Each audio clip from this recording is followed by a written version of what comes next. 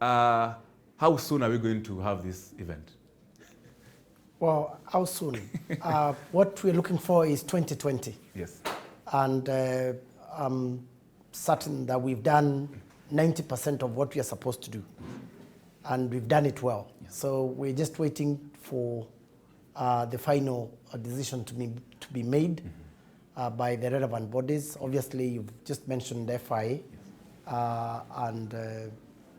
We have been told that in the next 4 to 8 weeks, yes, the decision will be out. But the question is not whether the safari will be back to the WRC. The question is when. So that is good news. So, talking about when, I understand you had a meeting with of course, there was the government, your sponsors, WRC, FIA, just after the event. What was happening in that meeting? What did you discuss about? That meeting was a recap of what took place. Mm-hmm. We needed to be briefed on the findings of, the preliminary findings of how we performed. Yes.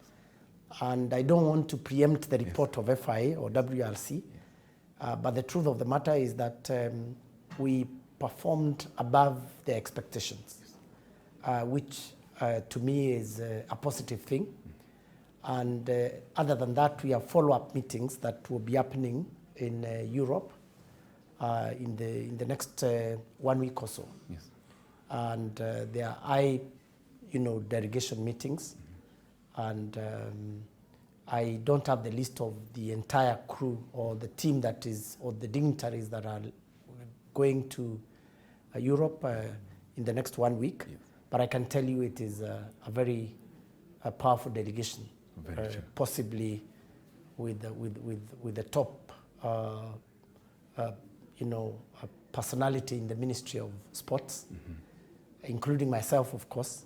And we are meeting FIA, so we will be able to give them further assurances that the country is ready, yes, and the government is committed to ensuring that this particular event comes back as a World Rally Championship event. Those assurances definitely means there are certain pre-qualifications Kenya has to meet. Definitely, of course, we have the best roads, we had the best organization this so far in the 2019 Safari Rally. What other things, major things or highlights or certain aspects would the FIA be banking on before they really commit to say that 2020 we have this? Well, one of the things is safety, of course. Mm-hmm. We worked very hard to ensure that the entire event was very safe. Yes. There was an incident that was not related to rally. Yes. And unfortunately, a few of my brothers tried to link that particular incident to the sport. But the good thing is that FIA and WRC, they run WRC in 14 other countries. So even if we woke up and started saying that if somebody had an accident outside the rally, that it is related because it happened at that particular time, they're intelligent enough to tell that, look, this was not rally related. Yes. To be honest, our event was very well covered. The security forces of this country came out very strongly. Yeah. The police air wing, look, all the new aircrafts were flying all the time. Yes. We had 9 other helicopters that were doing different duties, from medical to reconnaissance to route opening, yeah, to logistics. Those things don't just happen. It's a question of the entire government coming together and saying, we all want this to happen right. You saw the head of state spending time to flag off the cars, go to the spectator stage. It's the first time, yes, that has happened. Yes, previous presidents have flagged off the safari. Yeah. But after that, they come in suit, they do the ceremony, they go back to State House or another place. But this particular time, and thank you very much to His Excellency Uhuru Muigai Kenyatta for being there, was in uniform like the patron of the sport. For the first time, that was, immense support. And that is what will give us the strength to convince the rest of the world that, yes, Kenya, from the top leadership, is ready to host this event. Very true. And definitely it means also in terms of funding support, how much did we spend for this one, roughly? And how much do we look for spending it? Just in case they give us in 2020, how much or what kind of figures are we looking for? Because WRC and FI will be looking at money. Because I'm sure these other ones you've passed, these other tests you've passed money-wise, and the commitment from the government will be now the place now where there will be issues we need to sort out. Yeah, you realized that the president publicly presented 449 million shillings, rounded to 450 million, to the WRC Safari Rally project. That amount of money is going into many areas of preparation. For example, the medical kit that is required to run a WRC event would cost anything close to 100 million. We had to do just a bit of that to be able to train our people, to be able to showcase our ability to, be ready for that level of an event. And when we talk about a medical kit, we're not just talking about a small first aid kit carrying elastoplast and small bandages and, surgical spirit. We're talking about a kit that can support life. So we are talking about ICU units. Mobile. And this is what we're trying to tell Kenyans, that every shilling that will be invested in this event, number one, it will be used properly.